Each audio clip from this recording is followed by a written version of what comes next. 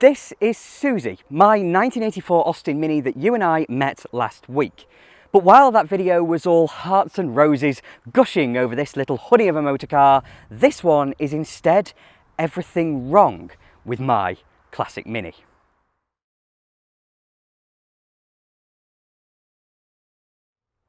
If you didn't catch that video, then I'll put a link up in the corner to it now. And as its title suggests, this little madam broke down about 260 miles from home.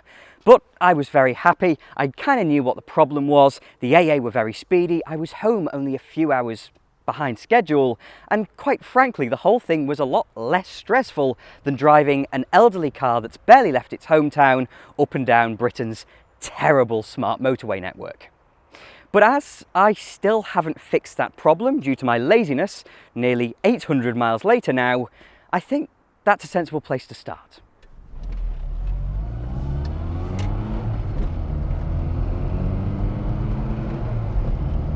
Now, I've managed not to break down since, most probably because I haven't been on any motorways. So after 30 odd miles of driving along the M27, me and my friend, we stopped at the services for a loo break. The car probably heat soaked, and then once we got back on the carriageway, it was game over. The misfire was horrendous, and all of 1,400 yards up the road, with a top speed of 35 miles per hour, I called it quits. I had some spares with me, but I knew that there was more going on than I had spares for, and some of the spares I had were incorrect for this particular car anyway. So yeah, one of those things. But I still haven't fixed the problem that caused that issue. Now, because I've done 500 odd miles in the car, in fact more than that now, jeepers, I've done over 600 miles in it. Because I've done those extra miles in it, the car is a lot fresher than it was. And the morning after I got it home, I had a little fiddle around with the ignition system, cleaned everything up to try and make the journey of the electricity from the 12 volt feed through to the spark plugs as clean as possible. Now, I didn't change any components, I just cleaned stuff up, and with some miles under its belt it's a lot better. But of course I wouldn't just go and do a big journey in it, it needs fixing properly. That's what we're going to do in the next video. We're going to figure out and sort the issues that led to that breakdown in the first place. But taken generally, this little A+ is just lovely. It feels like a low mileage engine. It's done 33,711 miles as of me reading this now. And it feels like a low mileage engine. It's all really, really tight. The gearbox is lovely. I think I've already mentioned that in this video, or it'll be coming at least. But everything about this car is lovely. It just feels like it needs kind of some love, some maintenance, some care. And 998 A-series engines are considerably smoother than the 1275s, and I can absolutely feel that from behind the wheel here. Now, it gets a little bit thrashy at really high revs, but we're sat now doing 60 miles per hour in a car that, in terms of design, is coming up to its 70th birthday, and it just feels so nice. Now, this tune of Mini is known to run a little bit lean, and this one absolutely is running a little bit lean. I can feel that in the way it runs and the way it reacts when you put your foot down. But that's nothing a good tune-up can fix, but of course it needs a tune-up anyway because the cars came out of the factory ill-tuned, because they didn't want someone, sitting, massaging every single carburettor needle that went in every single car. They wanted to get them out of the factory, so none of these cars from factory run as well as they can. So with a good tune-up, it'll be fantastic. Feels like a really willing little power unit. Need to change the oil and see what that's like, but yeah, it's lovely. It pulls nicely. You hear, it just feels a little bit lean to me at certain points of the rev range. And at idle, there is a misfire. Now, it's not perceivable when you're driving along, and even when you're sat at idle in the driver's seat, you can't perceive it. But if you get out of the car and go around to the exhaust at the back, you can hear a misfire. It just misses every however many strokes of the engine. Oh, little rabbits. I'm out filming this at like 6:30 in the morning. In fact, we will go right here instead.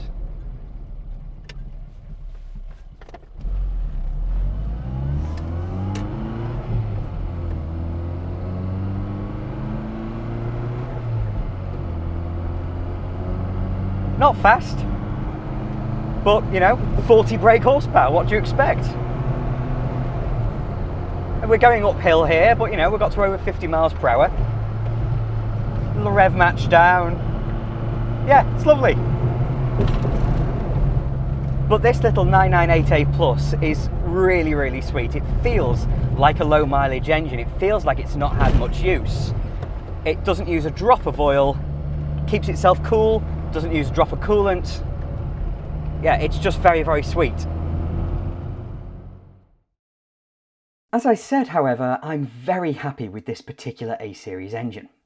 The car's done 33,000 miles, more than backed up by the service history, but in her life, little Susie, I believe, has been through 3 clutches. Sure, that may say something about the way it was driven, but it suggested that the second clutch was drowned in oil from the rear main seal leaking. But in the receipt for repair, it's further suggested that there were some clearance issues between the engine and gearbox, so there could be something lurking deep down within the power unit, but this was 10,000 miles and 14 years ago. On the other hand, the gear change is the best I've ever experienced in a gearing sump A-Series. From factory almost, many of them were a little baggy, but Susie's is accurate and perfectly slick. Second gear synchromesh is rather lazy, but I'm not surprised. It's a characteristic of the model. Otherwise, she performs well, holds her oil and keeps herself cool. The only problem under here is a weep from the float bowl of the HS4 carburettor. At the beginning of April, I went to the post office to register Susie as an historic vehicle. And besides the free tax, which is lovely, you can also register for an exemption to the MOT, which is Britain's roadworthiness inspection. Now, a lot of people take them up on that and no longer get their cars an MOT, but I will be keeping Susie MOT'd. Partly because it's nice to have someone look over your homework, partly also because I have nearly every MOT since she was brand new, but mainly because most insurance companies specify that in order to be covered you must have a valid MOT certificate. So exempt or not, it's definitely in your best interest to keep the car MOT'd. But on her last MOT in December 2024, she had 4 advisories. One was an oil leak, mini things. Another was each top ball joint, again, mini things. And the final one, you know what, I really can't remember. Let's have a little look at my notes. Yep, oil leak, although actually it has disappeared, the oil leak. Upper ball joints on both sides, again, mini things. And yes, of course, the offside steering rack gaiter, so the one on that side. Now, none of these things are unusual or worrying in any real sense, but just a gentle peek underneath the car will tell you that all the rubber and wearing components are pretty shot.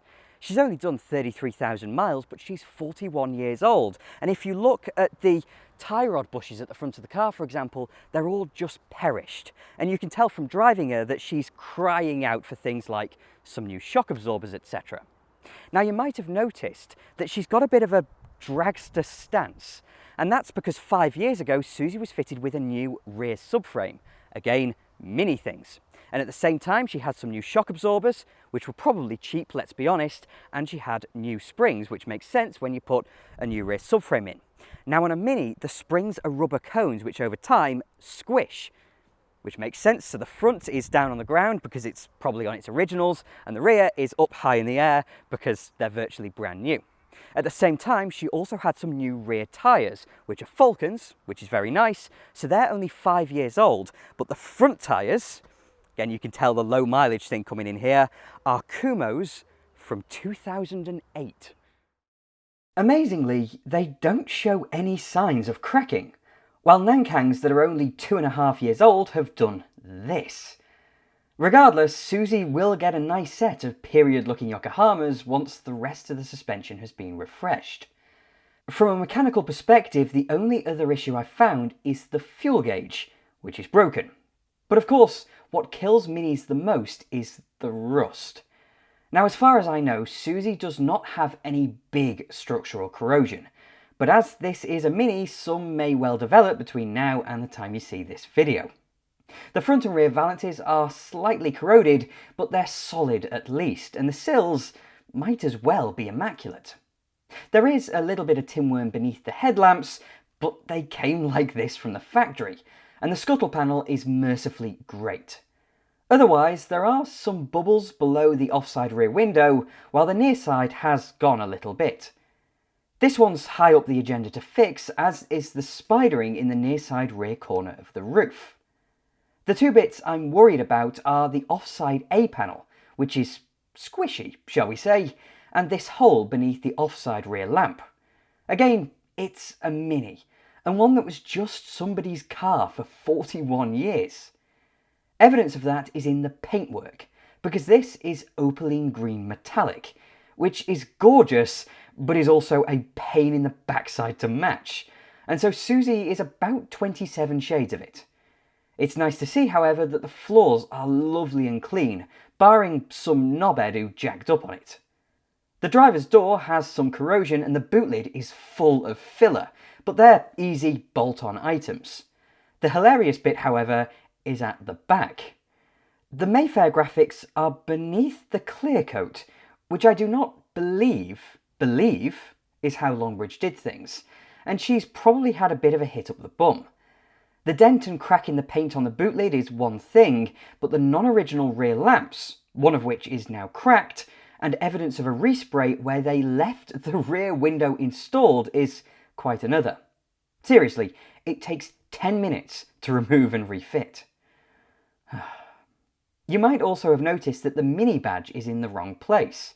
It should be up at the top, and the Mayfair graphic is far too large for the boot lid. This one's for the side of the car. In that same vein, this Austin badge is for an 85 model year Mini. Susie is an 84 model year, so she should have just the blue portion as you see in the brochure.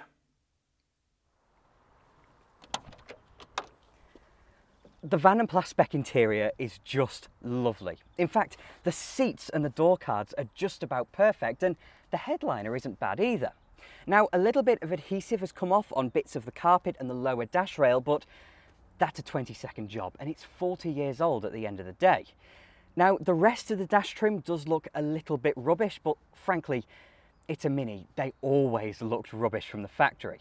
But at this point, I do have a little request to make, because clearly, in spite of speccing the Mayfair, and in spite of choosing the fancy metallic paint on top of that, the original owner did not spec additional rubber mats, which means that the carpet has worn really, really badly under the driver's feet. So if anybody has an original brown carpet set, then please do let me know. And maybe also some rubber mats to go on top of it. In fact, that extends out to anything that you think might help in making this car as good as it can possibly be.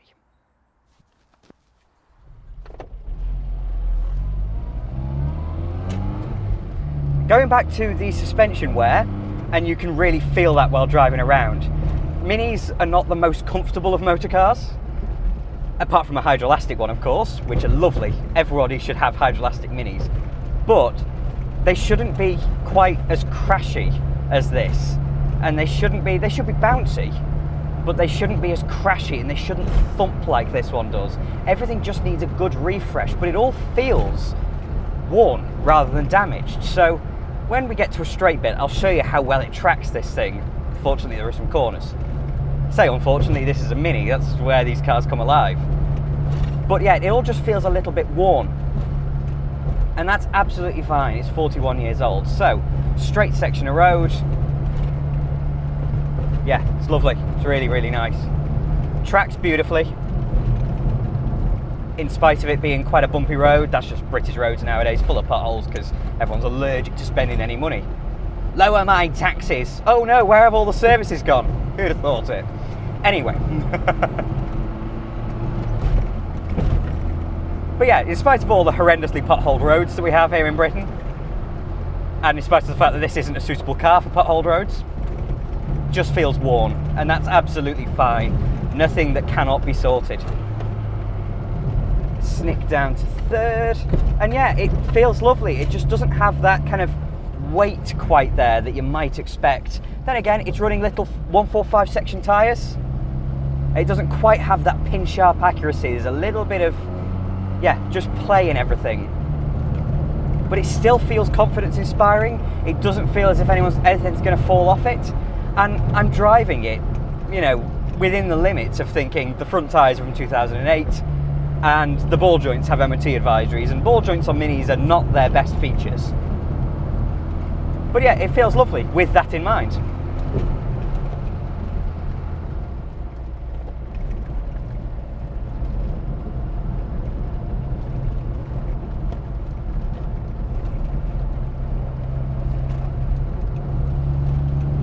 What I also mentioned earlier is that the clutch was changed only 10,000 miles ago. That may have been 14 years ago, but it's not done many miles, and already the clutch pedal is relatively high. Performs absolutely fine, there's nothing wrong with it, but it's a little bit worn, which again, I think says something about the way it was driven by its previous owner. And second gear synchromesh isn't always on call when you need it, but as you saw then, going down, it's absolutely fine. And yeah, I've said it before, but the gearbox is so sweet. I've never experienced an A-Series gearbox, especially one with a rod change, that feels this good. I'm really, really pleased. But what goes with all the thumps from the running gear is a load of rattles from the trim. Now, when they're open, which they should always be, the rear windows rattle like hell. And for the millionth time, that's a Mini thing. No shocks here. But what also rattles, and is broken, is the heater. To be fair, it has stopped rattling quite so much since I tightened up a few of the bolts, but the heater box underneath the dashboard rattles itself to death as well. And the heater fan switch is a little bit temperamental, but you mess around with the wires and that's okay. I'll recrimp everything and I'm sure it'll work just fine. But what does not work is the heater matrix. And now I'm out here at sunrise in the middle of July because it's over 30 degrees during the day, so do it when it's a bit cooler. It's about 6:30 in the morning. But even in the middle of the day, when the cooling system of the car copes perfectly well with temperatures in excess of 30 degrees C, unsure of which gear to go into. But when it's over 30 degrees C in the middle of the day, the car keeps itself perfectly cool. It's really, really well behaved cooling system wise, but the heater matrix is lukewarm at best. Now, if you close all the flaps on the heater, it does heat up a little tiny bit, but as soon as you open them, it just expels all that heat out and then it's back to being lukewarm again. So at least the heater matrix needs flushing out. If not, it needs a new heater matrix, which would be rubbish in the winter, but it's the summer, so it's lovely. Further to that, the heater tab on the top of the cylinder head that actually feeds the heater with hot coolant weeps a little bit. And again, Mini thing, they just all do that. But it is annoying nonetheless, and if it fails while you're driving along the road, then coolant goes everywhere and you are immobilized. They're rubbish, and the replacement parts are rubbish as well. The replacements are worse quality than the factory ones, which is such a shame, but hey, it's one of those things. Do I want the heaters to be on permanently and just get a takeoff? No, I would like to have the original valve in place, but even in the middle of summer at the moment, I know the heater's cold, but I'm not touching that heater valve pull out because I'm afraid that it's just going to explode. No, come on, let's go straight on. Nicer roads down here. Finally, actually, in regards to the heater, someone has pushed around the fresh air vents in the dashboard so far that they've jammed them. And I really don't understand how or why someone's done that, so I'll get them out and see if I can unstick them. If not, I'll have to find some new eyeball vents for the dash as well. And the rattles aren't helped by the fact that both door mirrors are broken. I mean, they work as mirrors, but they're not exactly secured to the car properly. But, most things are wear and tear. So much of this car does work, and works very well.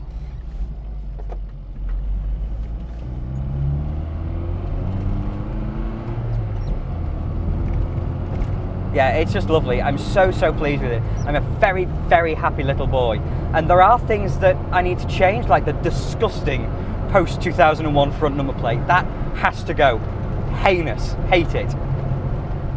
Don't know why anyone would fit one. I mean, I know technically it's a legal requirement. If you're going to fit a new number plate, it's got to be the correct modern font, but no, disgusting. Buy proper original style ones.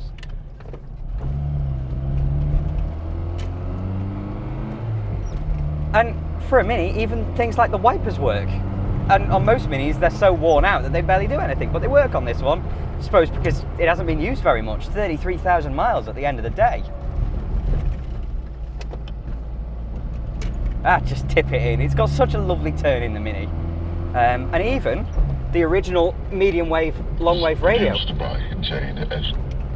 The original medium wave long wave radio works on all of the about 5 stations you can get on medium wave nowadays. But it works, so that's nice.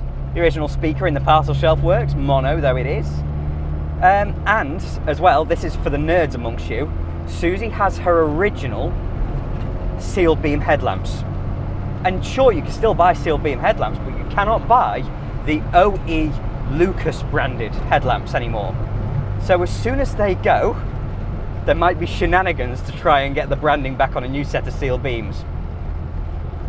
I don't know, drill into the back of it and try and fit an H4 bulb, I don't know, but I really like the fact that those original headlamps say Lucas.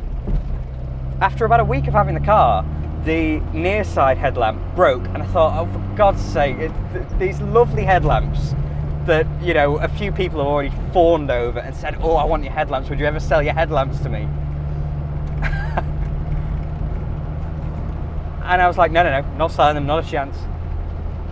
One of them immediately breaks, but I gave it a thump and it started working again. So, you know, British cars, what do you expect? I'm just a tremendously happy little boy right now. I think it's fantastic. I've been waiting 20 years for this, and over the next however many videos, we're going to put as much right with this car as we possibly can. So, if you're up for a bit of that kind of action, then please do subscribe to TwinCam, and thank you very much for watching. I'm forever indebted to my wonderful Patreon supporters, so if you'd like to support me that way, then please do follow the link in the description, and I will absolutely have more videos coming along soon.